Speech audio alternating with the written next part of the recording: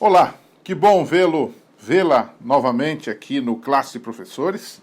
Estamos começando agora a lição número 1 de um novo trimestre nos livros de Esdras e Neemias. E nesta semana nós estamos começando exatamente entendendo um pouco da história, o título da lição dessa semana, um pouco da história de Zorobabel e Esdras. Na verdade, mais de Esdras do que de Zorobabel.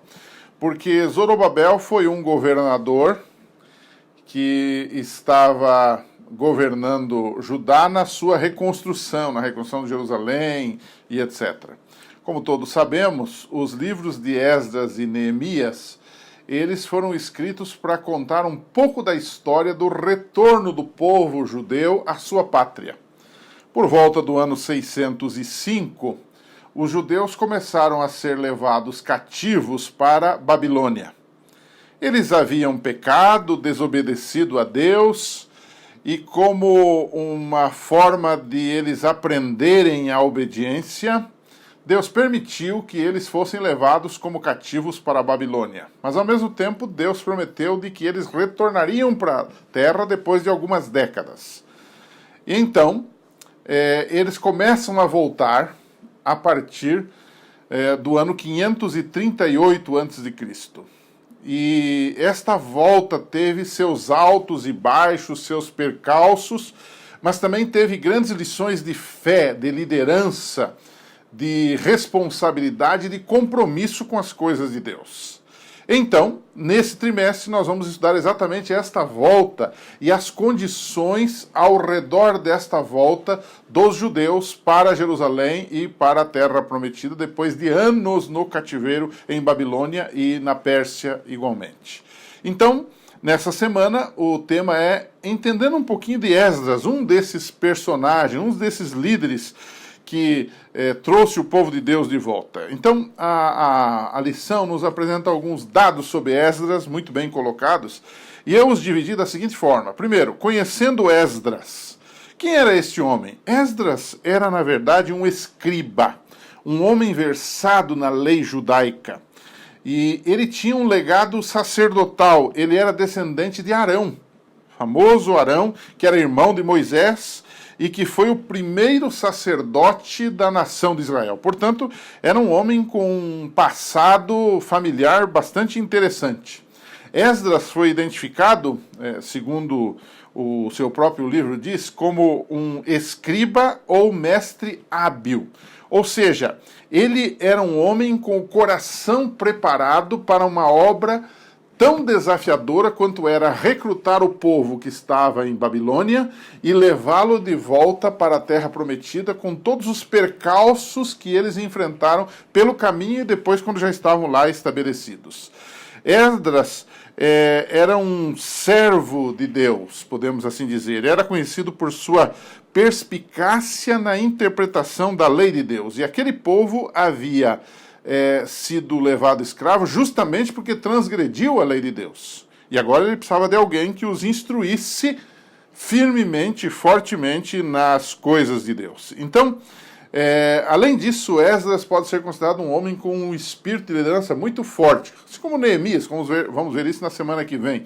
Mas Deus levantou esse Esdras como alguém que tinha coragem e como alguém que tinha capacidade. Às vezes a pessoa tem coragem, mas não tem capacidade. Ou às vezes tem capacidade, mas não tem coragem. Então Esdras reunia capacidade e coragem para empreender esse trabalho. Mas agora nós temos que entender um segundo bloco. O primeiro bloco é conhecendo Esdras, o personagem principal desta semana. E um dos personagens principais do retorno do povo de Judá para Jerusalém, depois do cativeiro. Mas nós temos que conhecer também a história de Esdras com o povo de Deus. Nós todos sabemos, eu já falei isso no início, mas nós vamos repetir isto exaustivamente no decorrer do trimestre, que Israel, ou Judá, estava no cativeiro persa.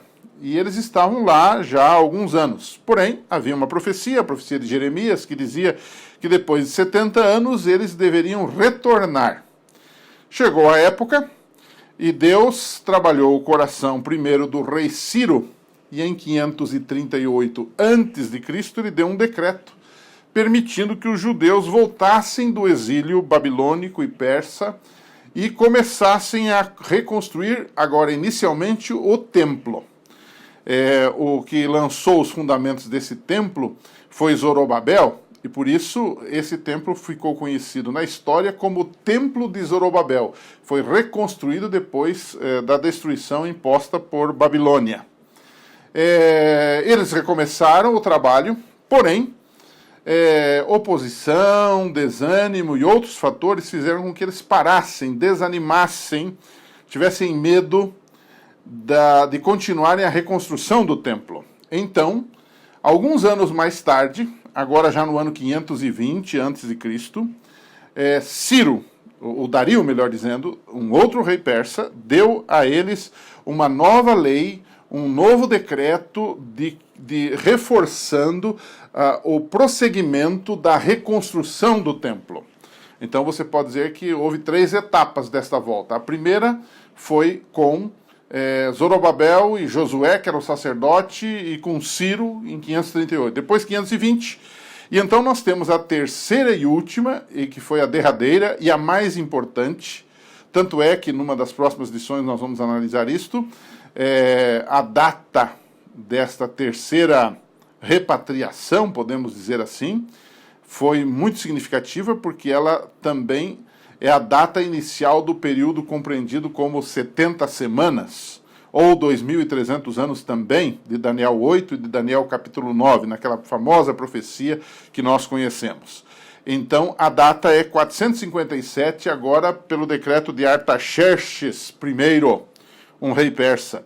E agora ele permite não apenas a reconstrução do templo, que a essa altura já estava praticamente pronto, podemos assim dizer, mas também a reconstrução de Jerusalém, dos seus muros, das suas ruas, das suas tranqueiras, como a Bíblia diz, e eles agora obtêm uma autonomia nacional. E é nesse período é que Deus levanta um homem chamado Esdras para estar com o povo, para liderar o povo em parte, junto com Neemias. Ele levanta para que volte a Jerusalém e faça esse trabalho juntamente com o povo, sob a bênção de Deus. Então, esse é o contexto de Esdras com o povo de Deus. Quais são algumas lições que nós aprendemos? Agora, nós temos a parte histórica de cada uma dessas lições no decorrer do trimestre, mas eu vou sempre tentar tirar uma terceira sessão. A terceira sessão é lições aprendidas. Que lições nós aprendemos? A primeira delas é que Deus, amigo, amiga, é o Senhor da história. Ele intervém em favor do seu povo na hora certa, no momento certo e do jeito certo. Mesmo os profetas, como o próprio Daniel, tinham algumas dúvidas, algumas aflições, alguma ansiedade sobre o cumprimento da profecia que dizia que Israel estava no cativeiro, mas ele sairia de lá e voltaria e reconstruía sua cidade, seu templo, sua religião, sua vida. Mas Deus não falhou. Ele, na hora certa, cuidou para que os israelitas voltassem e atendeu suas necessidades no momento certo. Uma outra lição que tiramos desta semana, da história inicial de Esdras e Neemias, é que Deus trabalha de maneira, muitas vezes, diferente do que nós imaginamos. Por exemplo, ele, em Esdras 1, verso 1, diz assim que o Senhor despertou o espírito de Ciro, rei da Pérsia, para ordenar que os judeus regressassem à sua terra. Olha que coisa maravilhosa, um rei pagão, um rei que não conhecia a palavra de Deus, foi apresentado a palavra de Deus e ele cumpriu a vontade de Deus. Deus tocou no seu coração, mesmo pagão, Ciro reagiu ao Espírito de Deus, que o impressionou a proclamar aos judeus, a proclamar uma lei que defendia os judeus. Às vezes fico impressionado, como mesmo nesse mundo que nós vivemos, há gente que não é cristão, ou que não compartilha da nossa fé, que não guarda os mandamentos de Deus, e muitas vezes até estabelece leis para ajudar o povo de Deus. Isto é uma faceta maravilhosa. Nunca duvidemos do Espírito de Deus, mas oremos para que Ele toque o coração das pessoas, para que Ele impressione pessoas, para que essas pessoas possam fazer coisas coisas boas para o povo de Deus. E eu terminaria a conclusão desta semana, ainda sobre Esdras, uma lição importante, é que lá no livro Profetas e Reis, a escritora Ellen White diz que Esdras não estava satisfeito com a sua condição espiritual, embora ele fosse um bom homem. Sabe aquele negócio? Ele era um bom adventista, ele ia para a igreja todo sábado, ele devolvia o dízimo, ele até cuidava da sua alimentação, tudo certinho. Mas ele achava o seguinte, que ele não estava satisfeito com a sua condição espiritual, que não estava muito legal, não estava muito bem. E Ellen White diz assim, ele resolveu buscar por plena harmonia com Deus, ansiava sabedoria para fazer a vontade divina. E aí eu terminaria citando esse texto dos meus alunos e faria uma pergunta, o que isso significa para membros de igreja que vivem em um tempo de falta de compromisso com as coisas de Deus? Hoje em dia, as pessoas vivem uma religião normal, mas elas têm dificuldade para se aprofundar nas coisas de Deus e para se aprofundar no compromisso com Deus. Vamos jogar isso para que os membros discutam um pouquinho como melhorar essa questão e o exemplo de Esdras como nos serve para isto. A gente se encontra na semana que vem para a lição 2. Um abraço e até lá.